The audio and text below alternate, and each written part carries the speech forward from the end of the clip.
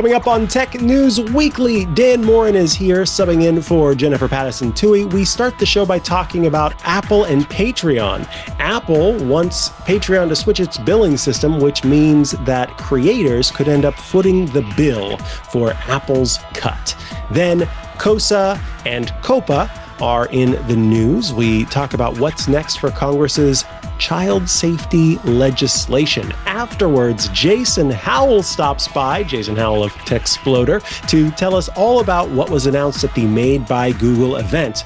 Jason was there in person, so we get to hear his first impressions of these new devices and the software that comes as part of them. Stay tuned for a wonderful episode of Tech News Weekly. Podcasts you love. From people you trust.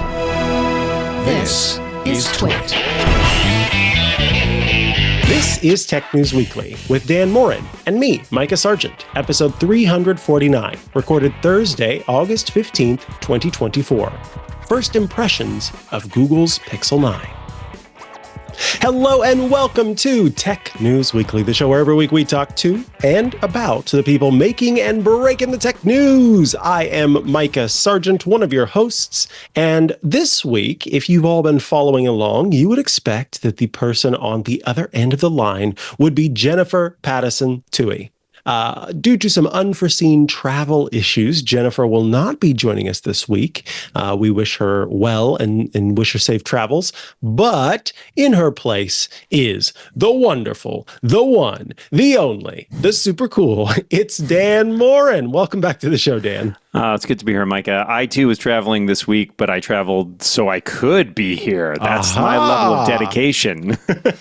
Yes. In fact, he left his vacation early to be here. That's right. No, we're making it up. But it is good to have you here, and I appreciate you for stepping in.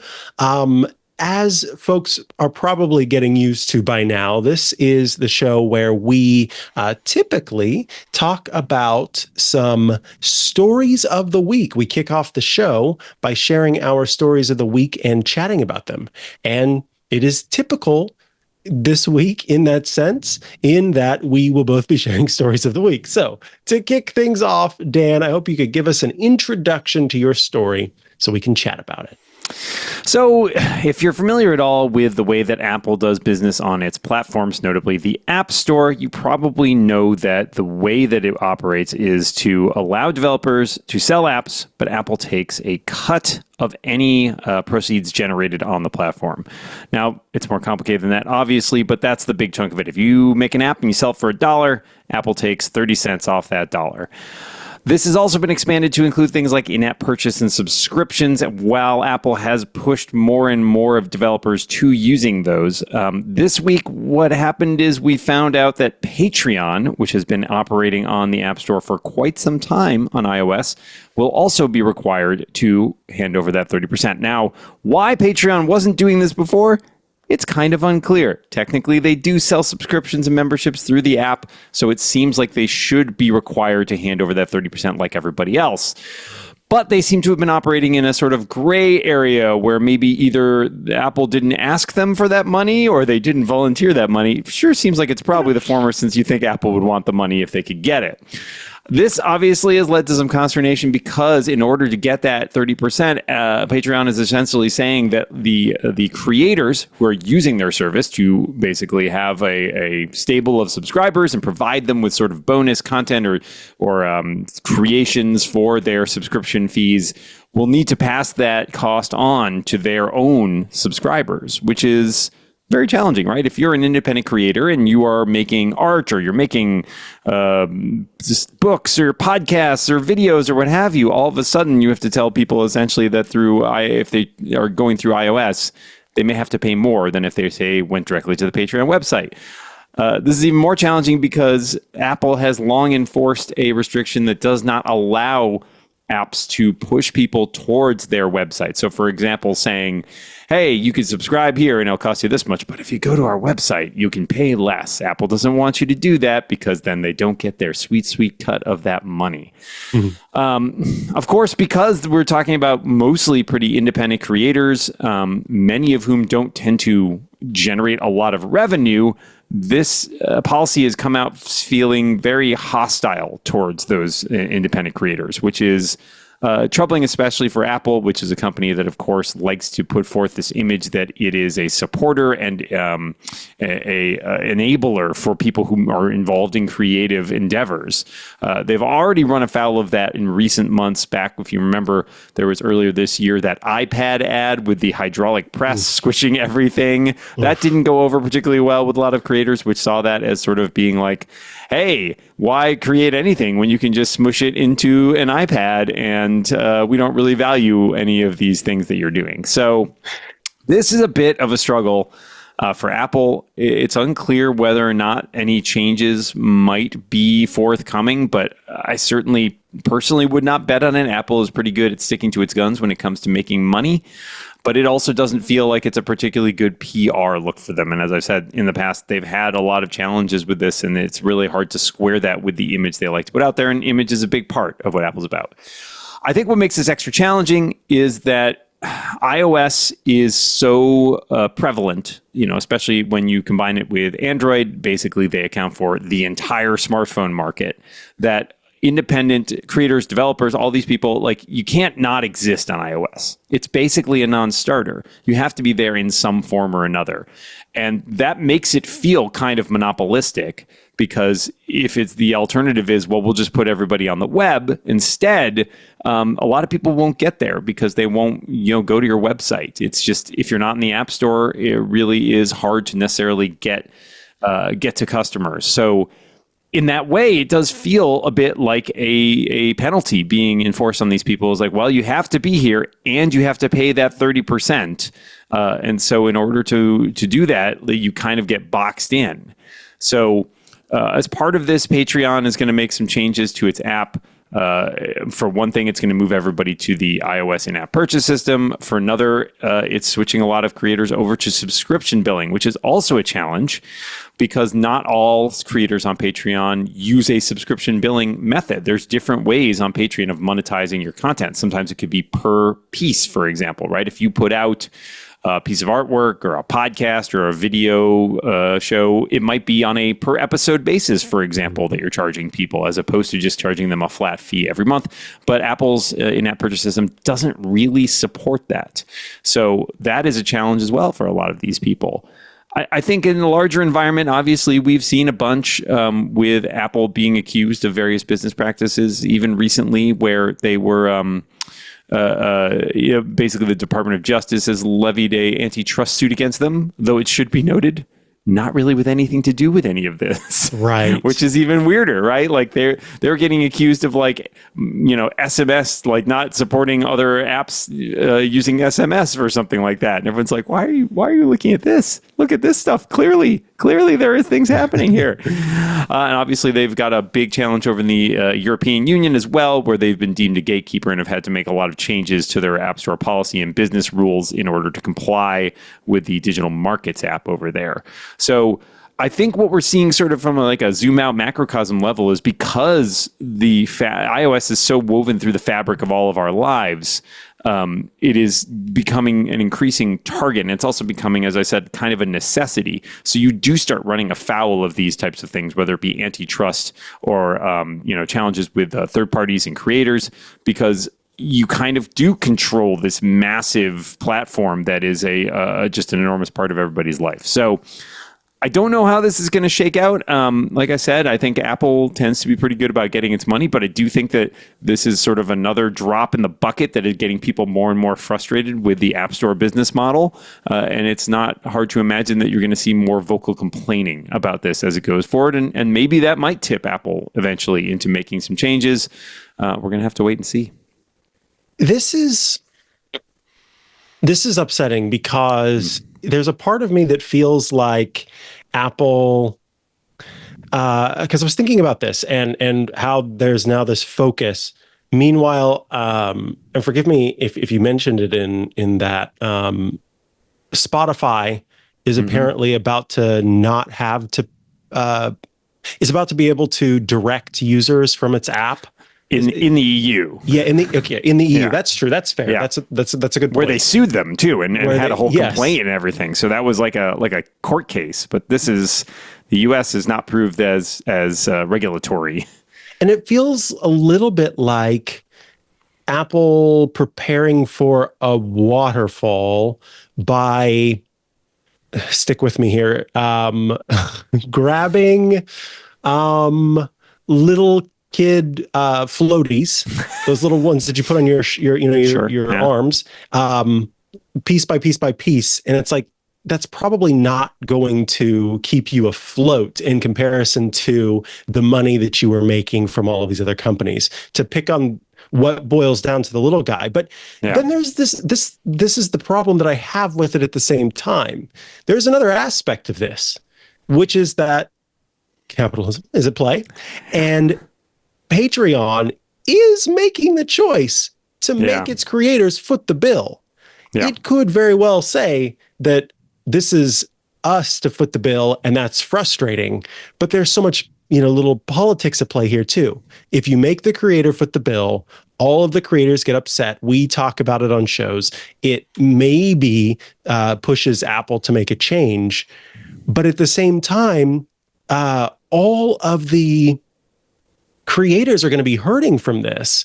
And I think that on Patreon's part, that's a little bit of a, they're letting down their own creators by not choosing to be the shield and the sort of haven in which creators can exist and thrive.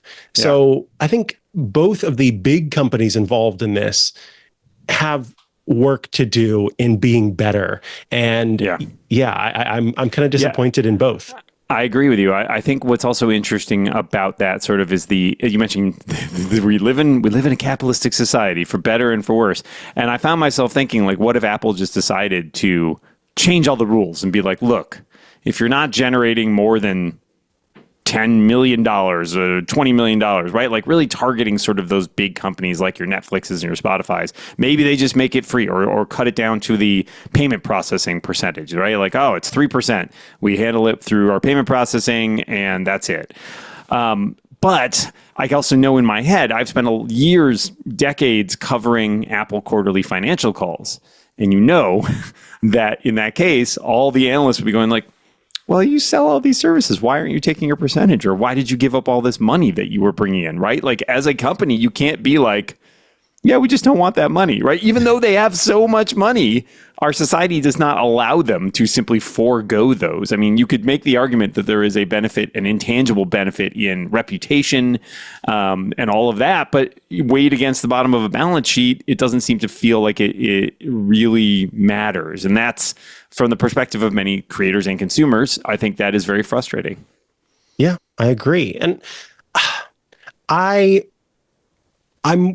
wondering why there's not we talked a little bit about this on Clockwise, shout out to that podcast, that there's not more of I think that Apple would have benefited from making a super clear set of guidelines when it comes to this early on, so that there's no gray area here. Yeah. I understand, that there's always going to be some places where things slip through the cracks, but the problem is you can count on humans to exist in gray areas and then build businesses in gray areas and then thrive on gray areas. And then when those gray areas have to become black or white, then, things happen. It's sort of the elephant trail of business, an elephant trail being when, somebody designs a path from point A to point B. Right, yeah, desire path, sort of, yeah. And then you make your own path that's just easier to get from point A to point B. That's the elephant trail. So, yeah, I think that if Apple had maybe been just straight up about this in the first place, then maybe we wouldn't be in this issue now. But I don't know. I'm curious to see how this plays out. But this seems, I'd like to hear from you in terms of someone who pays attention to all of this regularly. I'd like to hear how you've seen the vast majority of people reacting. This seems like one decision that Apple's made that no one sees as a good thing. Like, there's no fanboy out there. I think Apple does. Apple's just fine with it, right? No, I mean, I think you're right. Like, I think in general, the reaction to this, both in terms of online communities and obviously Patreon and its creators, has been overwhelmingly negative. Nobody wants to charge more. If they wanted to charge more for their, the Patreon creators want to charge more, they would be charging more. They have picked a price point, right, for which they feel like, okay, this is good. This is what people subscribe for. This is what I feel is a good, rate for me to be charging. These are small business people, essentially, and they're making those determinations. And then to suddenly have to be told that you have to rejigger your entire price structure because of something that a giant corporation that makes a ton of money does feels really gross. I mean, a lot of these people are, even if it's not their the way they make their living, they're not, you can go and find lists sort of essentially of how much people are making on Patreon. And the vast majority of people on Patreon are not making that much money. They're maybe making tens, 20s, hundreds of dollars a month or something. That's great if you're an artist, but it's not like you're going to live on that money. And so to suddenly say, all right, well, either you have to eat that 30%, right? Or you have to raise your prices. Those are both really bad because you raise those prices and maybe you lose subscribers, right? Maybe people decide not to come along or decide they don't want to give you that money. And if you've picked a price point that you felt like was a good place for you to offer your creations, it's tough to be told that that's no longer the case. And it's not a small percentage either, right? Like if this were a percent or two, you'd be like, it's frustrating, but like, okay, maybe I can deal with that. 30% is a lot. That's a lot. And I think aside from Apple, there are very few people out there right now who think a 30% cut is reasonable for the services that Apple is providing.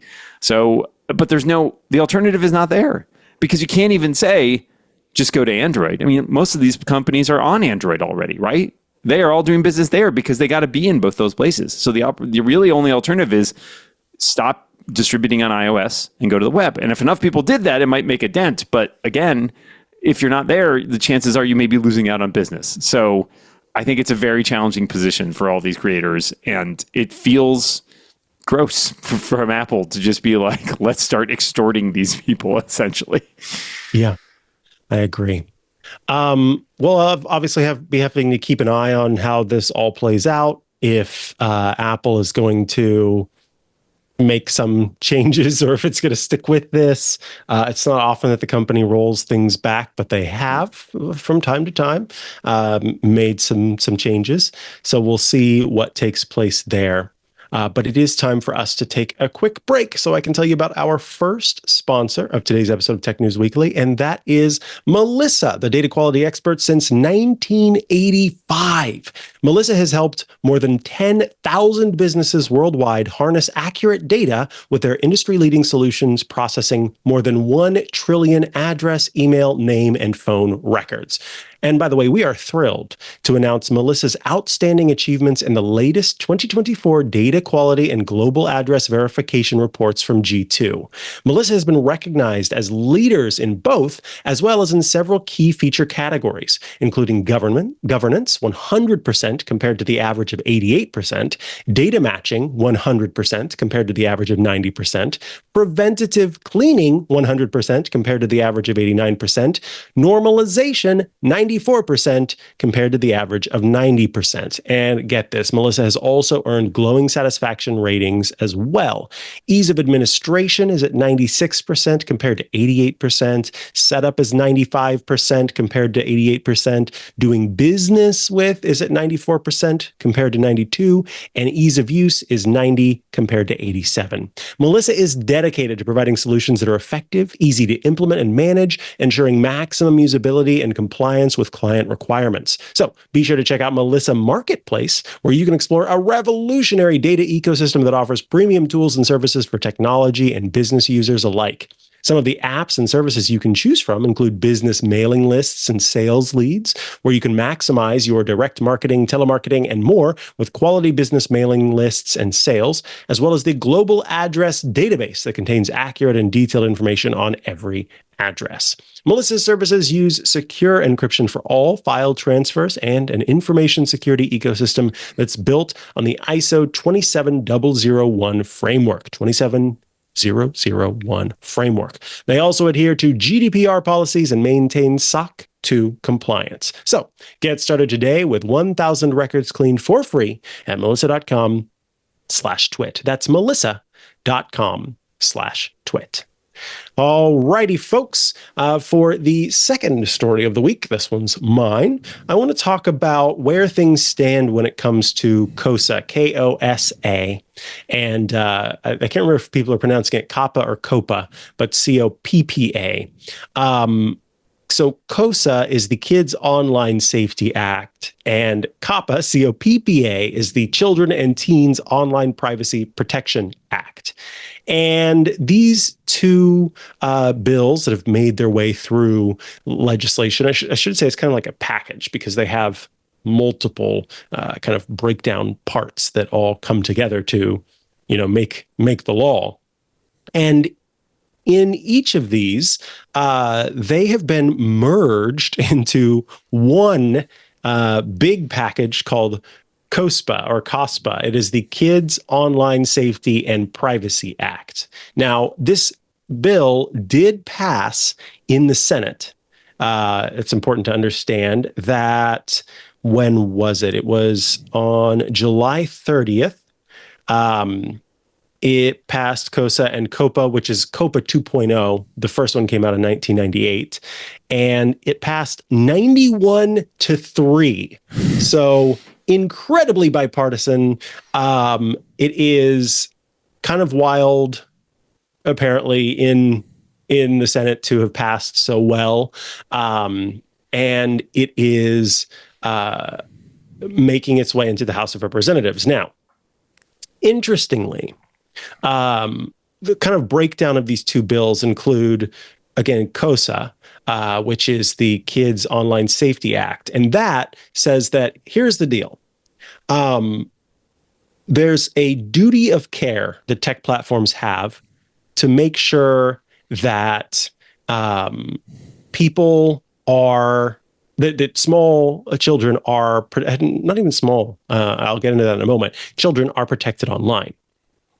And I want to talk more about KOSA, but I think that it's easier now that I think about it to talk about COPPA first, COPPA, because the first version of COPPA passed in 1998, and basically it made it so that when kids signed up for a service, they had to either be over the age of 13, or if they were under the age of 13, then they had to get their parents' consent to be on the site. Now, of course, many of us just put our age above 13 by putting in a different birth date, so we were able to access the sites. But that was one part, kind of the major part of COPPA. COPPA 2.0 does even more because it bumps the age up to 17. So now you have to be 17 to join a service, or rather, you have to be over 17 to join a service without your parents' consent. And if you do join a service and you are under that age, but you have your parents' consent, it also is going to ban showing targeted ads to minors. So in this case, it will keep kind of those ads that are specific to your behavioral practices online from being served up to someone who is under the age of 17. But it's KOSA now, KOSA, that is the issue here, because with KOSA, as I mentioned, that duty of care, it basically says, hey, Google, hey, TikTok, hey, Facebook, Meta, you are responsible for what content gets shown to kids. And if you show harmful content to kids, then you are at fault here. And this is, of course, an ongoing conversation regarding the First Amendment and everything that's involved there, because, as we know, Congress shall make no law in regard to the First Amendment and our rights and protection of free speech. And so there's an interesting,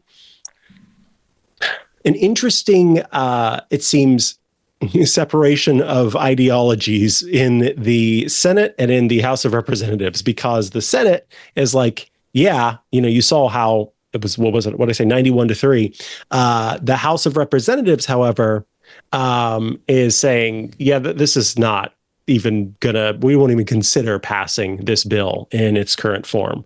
So who knows if it's going to make it through, but it is at the very least interesting to see the kind of wide support for something like this. And it makes me think about, Dan, the way that kind of people do get behind things that are allegedly in support of kids, except when it comes to gun rights, where that is not considered. Right. Weirdly enough. Yeah. I mean, this has been happening for a long time. I remember back when I was in high school, mid-90s, there was something called the Communications Decency Act, which was also a big push to essentially protect, regulate and protect material on the internet, protect kids from pornographic or obscene information on the internet. Parts of it were struck down as unconstitutional because it violated the First Amendment and basically because it infringed on adults' ability to basically go and see things they want to do. And I think this is one of the big tricks with these is that normally you have a lot of these cases where, as you said, people are it's the children, so we must get behind it, right? Like that is a convenient shield in a lot of cases because who does not want to protect children? I'm a father. I would love to protect my kid. But at the same time, there is a lot of question of what the costs are. What are the unintended consequences of something like this? What powers are we bestowing on the government in order to make these decisions? Who gets to decide what things are objectionable and what things are not? Is it up to parents? Is it up to the government? Is it up to the service providers? All of these things are possible interpretations, and it can be very tricky to sort of thread that needle. So I think you end up with a lot of challenges about these sort of intricacies and nuances of these kinds of legislation. And like I said, a lot of times unintended consequences. There are some things, decisions that get made where you're like, turns out that has really bad effects on people looking for, say, as we said, lots of people like questioning their sexuality, maybe investigating things about transitioning or things like that, which could be considered objectionable by some people, but who gets to decide? And that could end up really harming people who could use access to resources that they may not be able to get to because of this kind of legislation. So yes, bipartisan, but at the same time, I'm kind of curious to see whether or not there are going to be discussions about that and whether or not that will end up in affecting the way people decide to vote on this kind of thing, because it's very complicated. They make it sound easy, just protect kids, but it turns out it's a little more tricky than that. Yeah, exactly. That's what it boils down to for me. This seems like such it's a clever way to try to get through. I mean, these bills are not small things. There's a lot of legislation that's always involved with them. And if you kind of slap that pretty face onto it, paint it on there, then what all is going on here and how much research has been done and what role has been played for everybody that's involved. There's just too much. Yeah. And it's at the same time that I pay attention to that aspect of it. It also is fascinating to me again that the Senate seems completely on board, but the House of Representatives is like, in its current form, there's absolutely no way we're going through with this. It's just, it's kind of interesting seeing how this all plays out and how just our lawmaking bodies do what they do and do or don't do what they are meant to do, I guess would be the best way to put it. It's another wait and see, though, because, long probably changes will have to be made. Yeah, and it's always a long process. Dan, Moren, I want to thank you so much for taking some time to join us today on this episode of Tech News Weekly. Of course, folks can head over to sixcolors.com to check out your work, but what are some other places they can go to keep up with what you're doing? Well, I record a variety of podcasts, including Clockwise with Mikah over at Relay FM every Wednesday. I'm also the author of several science fiction novels. My newest one, The Armageddon Protocol, is due out in September. It's up for pre-order now. And you can find all that as well as much more about me at my own website, which is dmoren.com. Wonderful. Thank you, Dan, for your time today. We appreciate it. Thanks, Mikah. Alrighty, folks, we are up for another break before we come back with a great interview I have planned for you. I want to tell you about this episode of Tech News Weekly's sponsor. It is CacheFly.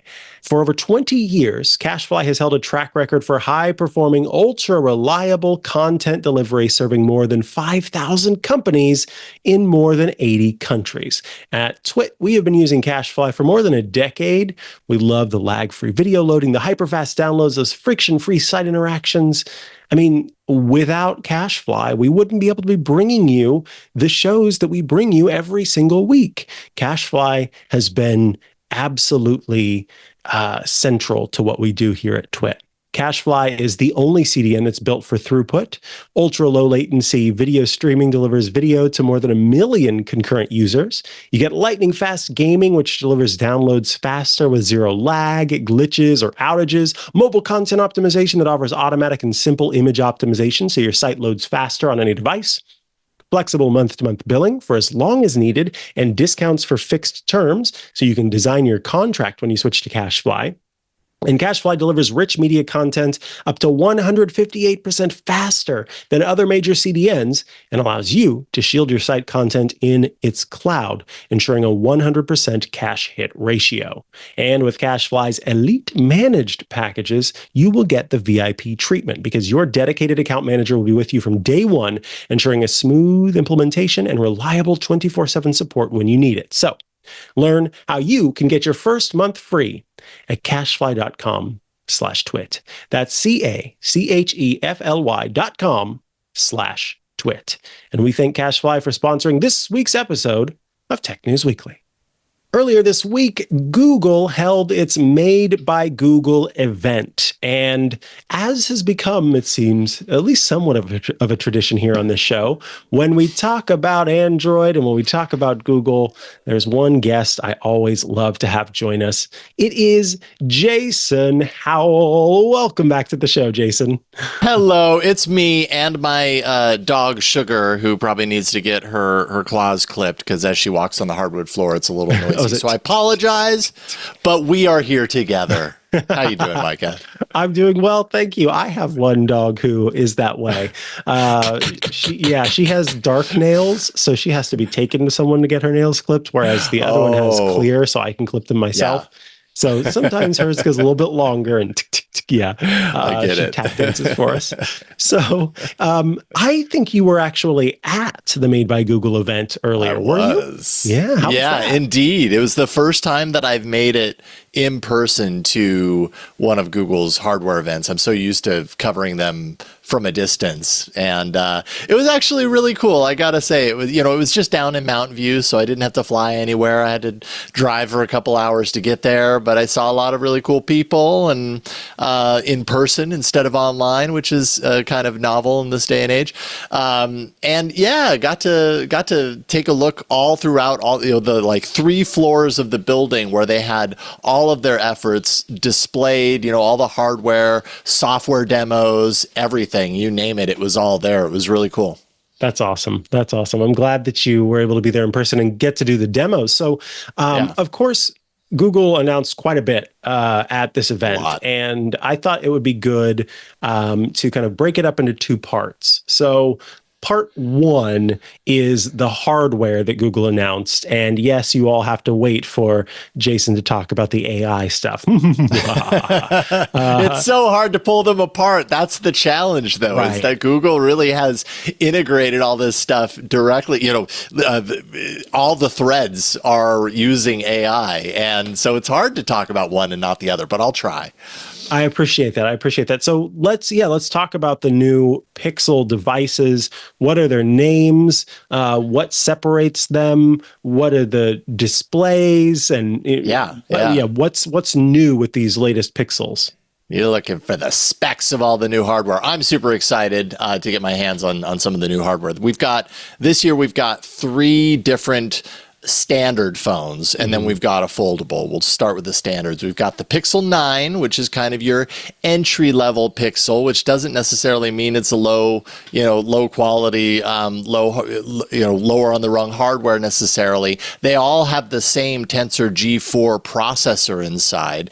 The 9 has a little bit less RAM than the other ones. It has 12 gigs of RAM, which is pretty good. Wow. The other ones are a step up. Yeah, that's a lot, but then you compare it to the 9 Pro and the 9 Pro XL, and I believe the Fold also has the 16 gigs of memory. So, and why do they need that? Well, because, that Tensor G4 doing a lot of AI processing. I mean, Google's big on software, which we will talk about a little bit later. But as for the 9, 6.3-inch display, Actua display, which is just a nice brighter display for outside. In fact, 35% brighter than the Pixel 8. Comes in a lot. Actually, this was one thing that I really appreciated about being there in person, is that I got to see all of the different colors, and actually got to talk to the guy who created all the colors for all the devices. And if you see the Pixel 9, which is the standard, the lower tier, I guess, array of phones, they have some really cool colors like wintergreen and peony, which is like a really bright pink. If you think of highlighters, there's certain types of highlighters that have that kind of like neon feel to it, and that's what these colors look like in person. It was really catching. Yeah, it was really, really cool. 20% longer battery life on the 9. $799 is your entry point for their kind of basic phone. And then you've got the 9 Pro and the 9 Pro XL, which are the step up. 6.3-inch display on the 9 Pro. XL has a 6.68-inch, so you're getting larger and larger. Yes, a nice assortment of colors, and still some unique colors, but not quite as vibrant, I'd say. They kind of muted that class of color down for those.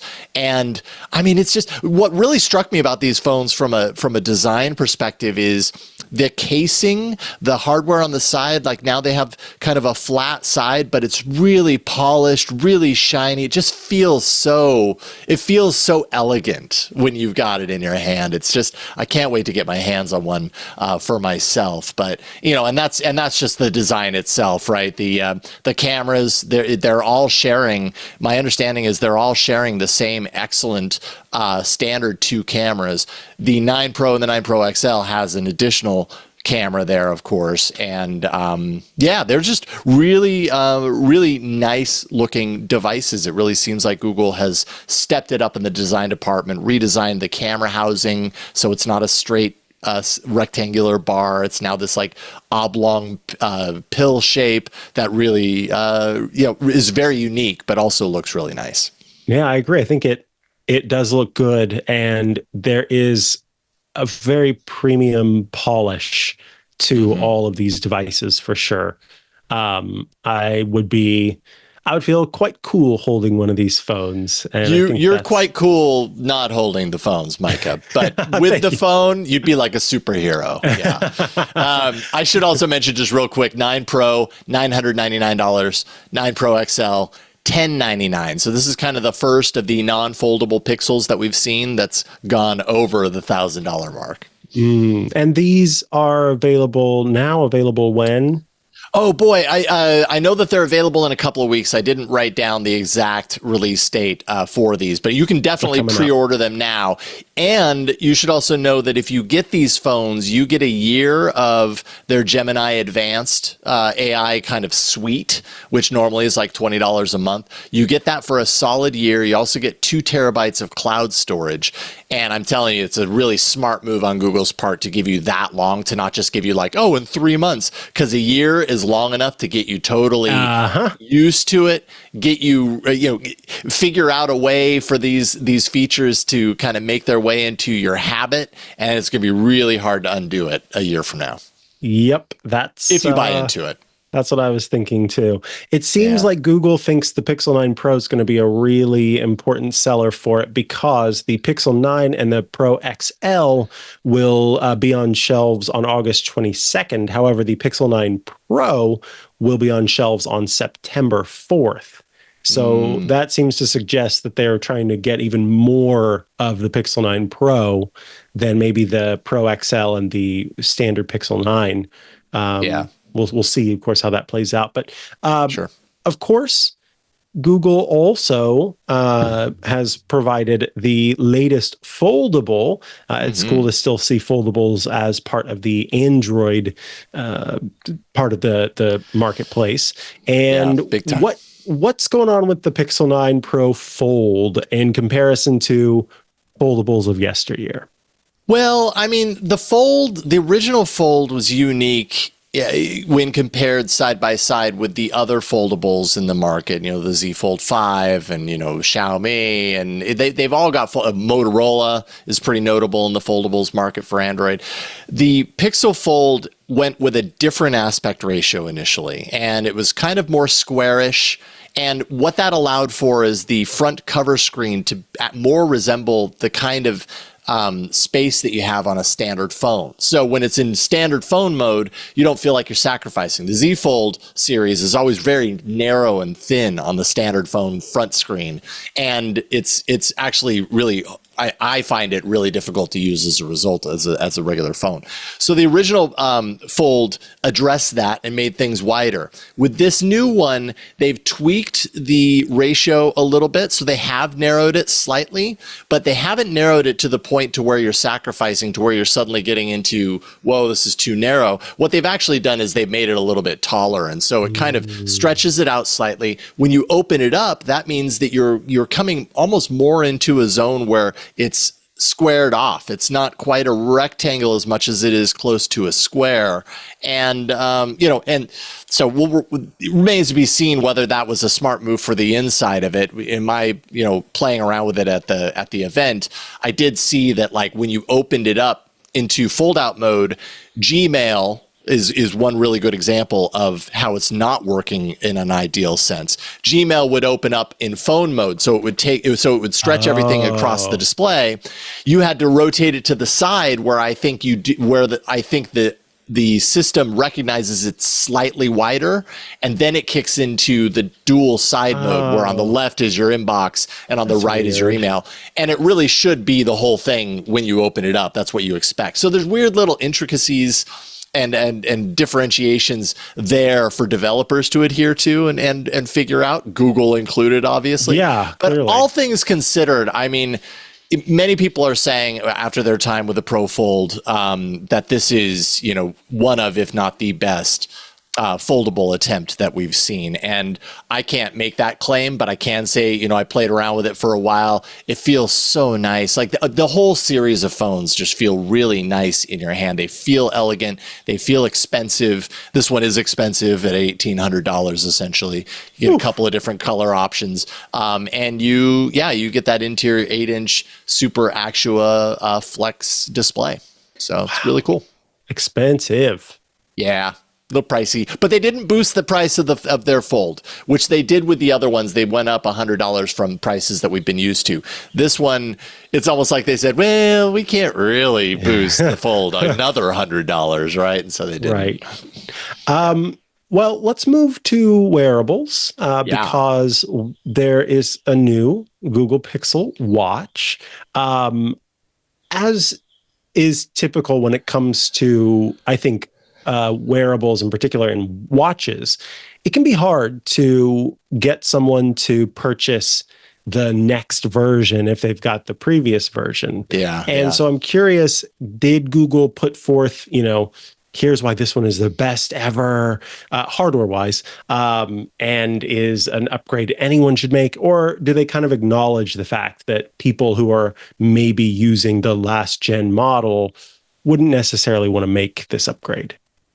I'm not certain that they outwardly acknowledged that fact. They didn't go out of their way to say that, but they do give you or some users a very specific and obvious reason to upgrade, and that is that there's two sizes now instead of just one. It used to be just the 41 millimeter, which is kind of a smaller watch face, although my wife is hoping that they have an even smaller one than 41 millimeters for her wrist, because she's been using the version 2 and would like it to be a little smaller. Instead, they're offering a larger 45 millimeter. And so, if you have been using the old one, and I know there are people, I've definitely talked to people that are like, I like the Pixel Watch, it's just a little small on my wrist and I want it to be a little bit larger. You now have that option with the 45 millimeter. And, they've expanded the display to kind of minimize some of the bezel that you get. You still get the really rounded kind of curvature of the watch. Again, just very elegant and striking. It's one of the things that I've really loved about the Pixel Watch from launch is it has this really unique, elegant kind of roundness to it that when you see it in person, it's just so nice and very satisfying to twist the thing on the side and have it interact with the Wear OS that's running underneath. Up to 36 hours if you're in battery saver mode, but more than 24 hours if not. That's a hard thing to compare against. Like my watch right now is the OnePlus Watch 2, and it's got a hybrid dual OS architecture, and so it can do Wear OS and last up to like 4 or 5 days. Depending on what it's doing at any given time. So Google's making progress on battery life, but it can't quite compare to some of the best out there as far as that's concerned. But I think really when you're talking about, I think with the Pixel Watch 3, I think what's really impressive about this is some of the stuff that we'll talk about in software. That's where it's really going to shine. But as far as pricing is concerned, 41 millimeter, $349 for Wi-Fi, $449 for LTE. And then if you got the larger watch size, that's 45 millimeter, $399 for Wi-Fi, $449 for LTE. Or no, I think it's $499 for LTE. Sorry. Okay. So you could get up there in price, but those those battery life features or those battery life quotes are quite impressive in comparison to the Apple Watch. I will say that. Okay. Yeah, Apple Watch does not last that long at all. Well, 24 hours is kind of the most, but I charge and every that's night. that's what they say, and then you get it. Fresh out of the box, you get that. And then you got to give it a couple of months, let it settle in, get used to how hard it's working for you. And it usually comes down. And then last in the hardware section is, or I should say, are the Google Pixel Buds, the Google Pixel Buds Pro 2, the BP2. So tell us about the BP2. And I know that a lot of this is going to be AI stuff, but outside of that, how does it compare? Do we have better audio? Do we have longer listening time? What's going on here? Yeah, 27% smaller than before, 24% lighter. You've got 8 hours with that noise cancellation on, which I think is pretty comparable to what it was before, maybe a little bit longer, 30 hours with the case. But really, I think the big story here is a couple of things. It's the Tensor A1 chip, which is a chip that is specific to kind of the operation and integration of AI. Yes, like you said, coming into the buds, streaming from your phone, all that kind of stuff. And then you've got a new thing as part of the design is that little nub. If you see the video, if you're watching the video version, you can see on one side is the part that goes into your ear hole, and on the other side is this little like half disc or whatever. That didn't used to be there.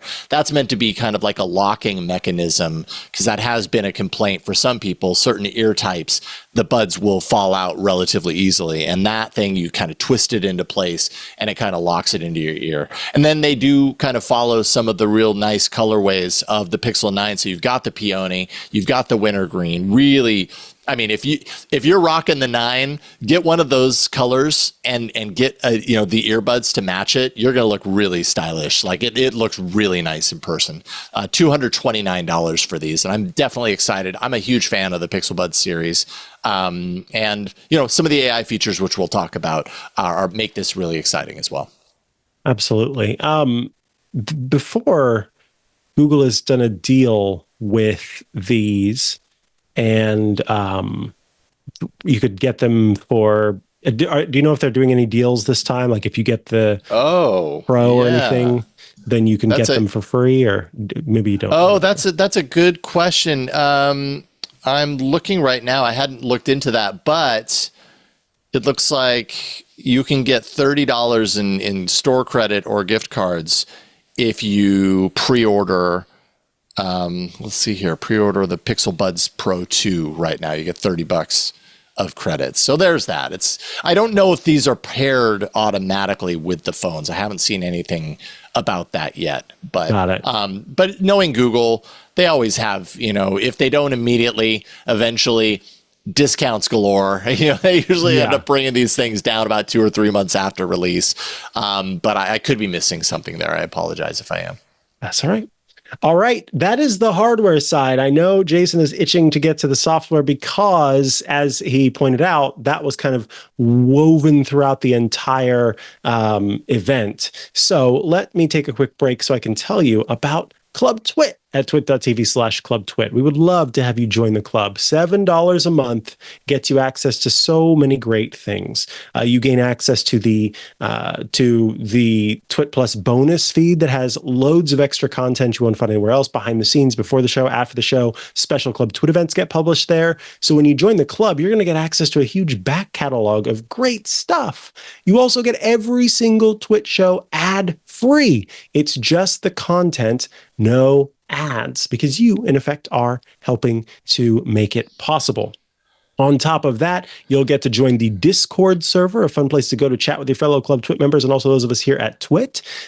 If you want to be part of that chat and image sharing location, well, you gotta be a member of Club TWiT, and access to the video versions of our Club TWiT shows, like Hands on Mac from yours truly, iOS Today, also from yours truly and Rosemary Orchard, Home Theater Geeks, and so many more.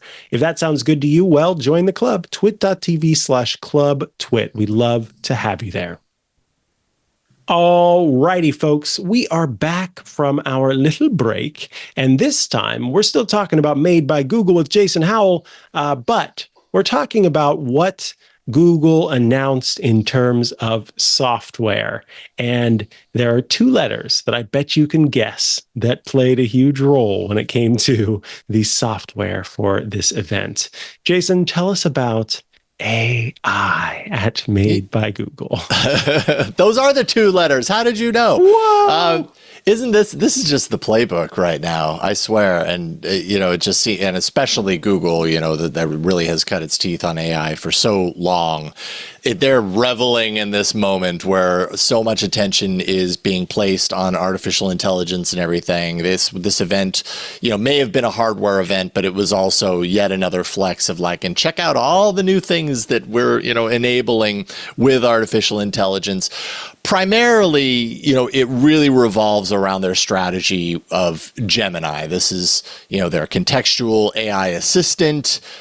Gemini can reach into all different facets of Google's products, so Gmail, Calendar, Drive, all these different places, and integrate it into that assistant. They're replacing the Google Assistant with Gemini, which is, I think, a good and a bad thing. It's good because I think, some of the things that we wanted Assistant to do will probably happen eventually. It's bad because Gemini can't quite do all the things Assistant could do yet.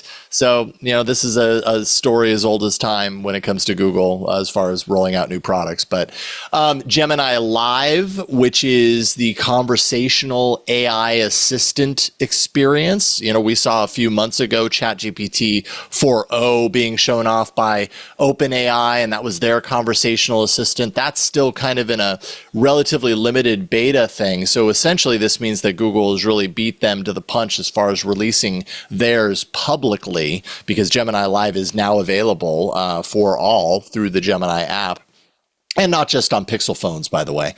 And so, yeah, that's really kind of like the peak kind of cornerstone of everything that they're doing with AI on mobile right now. It's all around that Gemini strategy and getting people to use their AI in ways that are going to reach into all these different apps and make things easier between them. And I'm hopeful of that but I think they probably still have a long way to go to prove that they can pull it off. And if they can pull it off, to prove that people are willing to give it a shot, get hooked on it, and continue to pay for Gemini Advanced.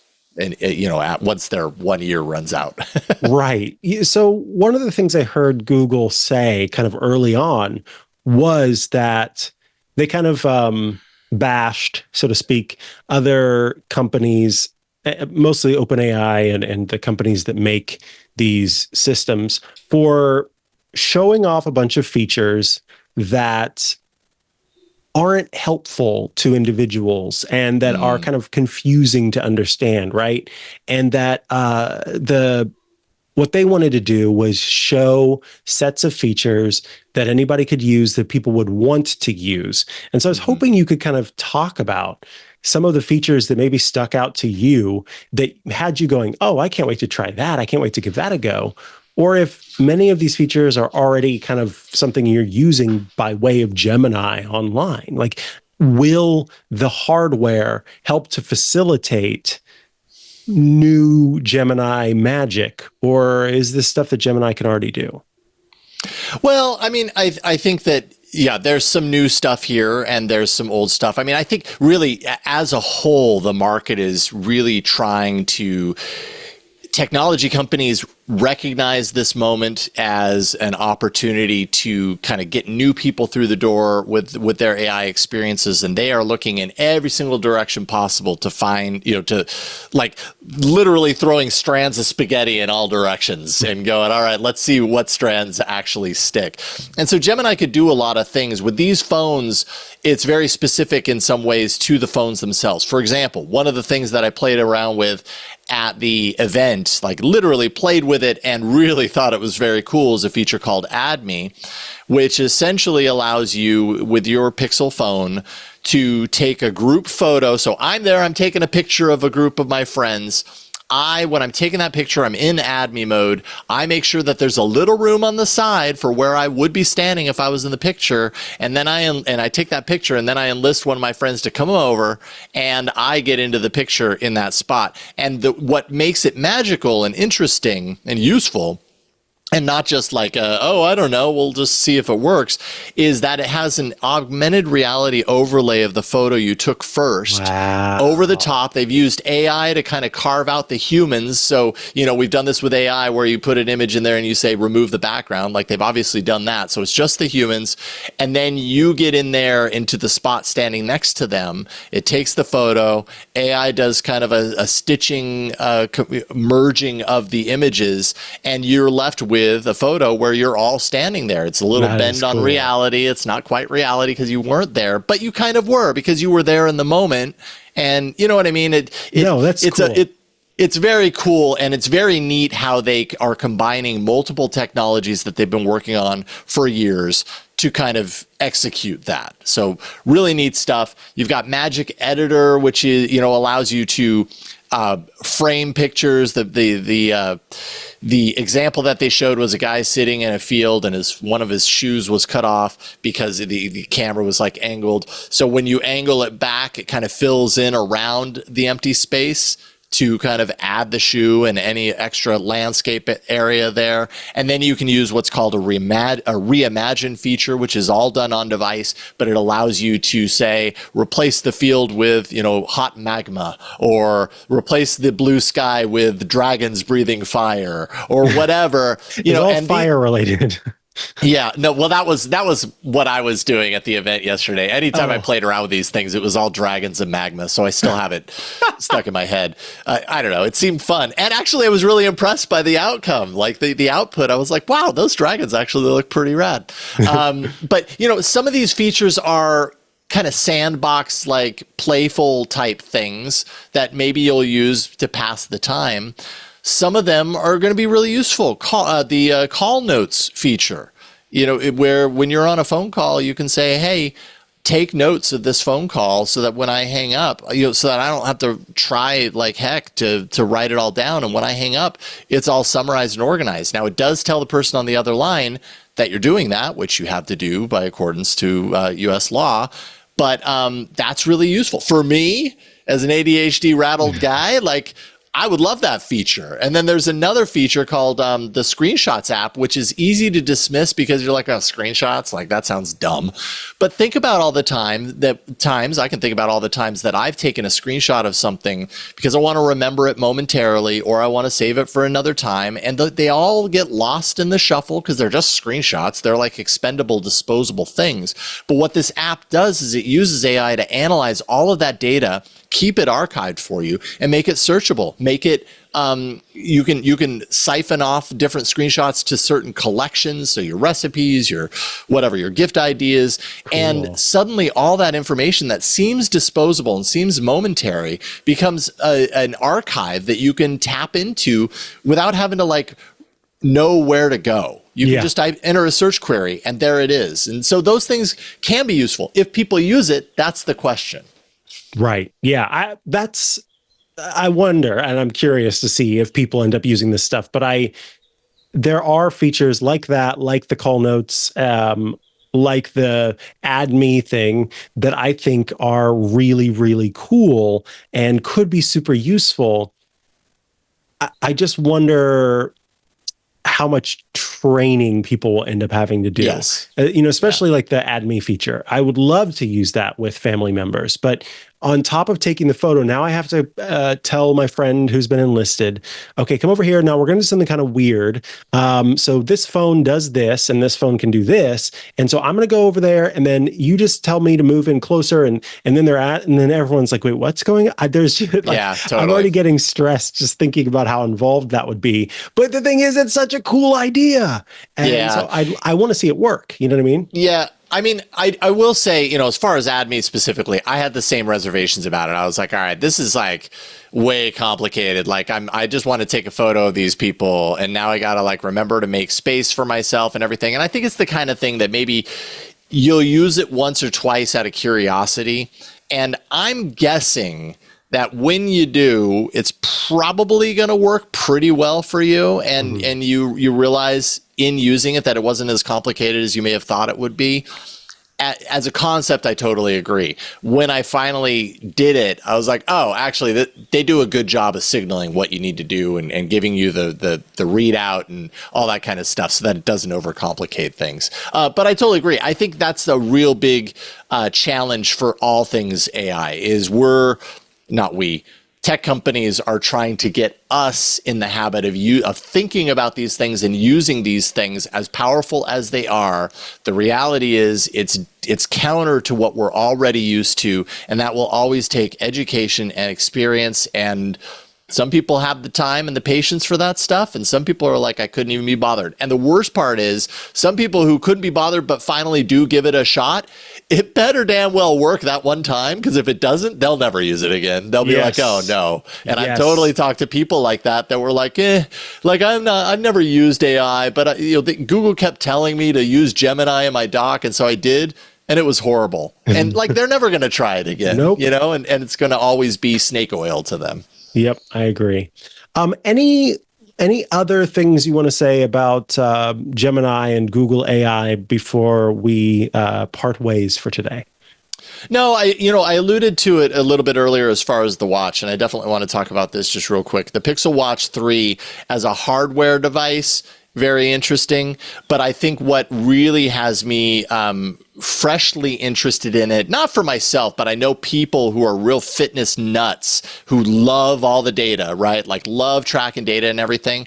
I think the Pixel Watch 3 is going to be an excellent watch for that sort of thing. It seemed to be a great example of Google buying, they bought Fitbit a handful of years ago, and they've kind of resided side by side. In the last couple of years, they've started to integrate a little bit of the smarts from Fitbit over into Wear OS and everything like that, which they should do.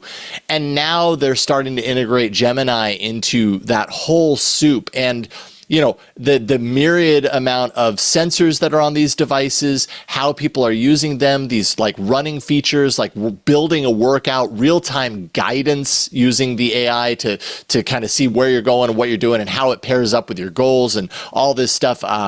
It's really interesting to see how they're taking all of these disparate pieces of data that are coming in from all these different directions and using AI to do what I think AI is probably best at in all of the things they can do, which is take information, collect it, summarize it, organize it and summarize it, which when you get down to it, that's what Google's main mission was, to collect the world's information and organize it and make it, understandable. Yeah, that's true. And so to a certain degree, this is a smaller kind of example of that on a hardware perspective, taking all this data, organizing it, making it understandable. Hopefully it's useful to people. I'm not that fitness person. Like I like fitness, but I don't go crazy with the data, but I know people do. And I think this watch will be a really good one for them. Awesome. Well, everyone should go and check out any and all of the coverage that you are doing in regard to the Made by Google event. And if folks are hoping, I'm sure, if folks are hoping to keep up with that, where do they go to get everything? Yeah, I mean, we did a podcast, Android Faithful crew did a podcast from the event, androidfaithful.com. Jeff Jarvis and I talked about it on AI Inside, and I shared some of my experience. Right now, I'm editing together a package. I did kind of like a vlog for the entire day, including some interviews with some of the people there who created these products. I'm hoping to get that up later today. Just go to youtube.com/@Techsploder, and that'll take you right to most of my coverage, the things that I'm doing for myself outside of Android Faithful, which you got to go to that website for. Awesome. Jason Howell, I want to thank you so much for taking some time today to walk us through everything at the Made by Google event. It is always a pleasure to have you on this show, given that you were once the host of this show for new listeners. Thank you for your time today. We appreciate it. I'm here anytime you need me, Micah. Thank you so much. Thanks so much. Appreciate it. Bye-bye. Bye. And with that, we have reached the end of this episode of Tech News Weekly. The show publishes every Thursday at twit.tv/TNW. That's where you can go to subscribe to the show in audio and video formats. If you'd like to get all of our shows ad-free, I'll remind you again to join Club Twit, twit.tv/clubtwit, just $7 a month. I'd love to see you in the club. And if you'd like to follow me online, I'm at Mikah Sargent on many a social media network, where you can head to chihuahua.coffee. That's CHIHUA.coffee, where I've got links to the places I'm most active online. Be sure to check out Hands on Mac, iOS Today, which published in the club, and the newly revamped Hands on Tech, which is now both a review show and a questions answered show. We've taken Ask the Tech Guys and Hands on Tech and merged them into a powerful being. So tune in on Sundays at 11 a.m. Pacific time to check out that show. Thank you, and I will see you again next Thursday. Bye-bye.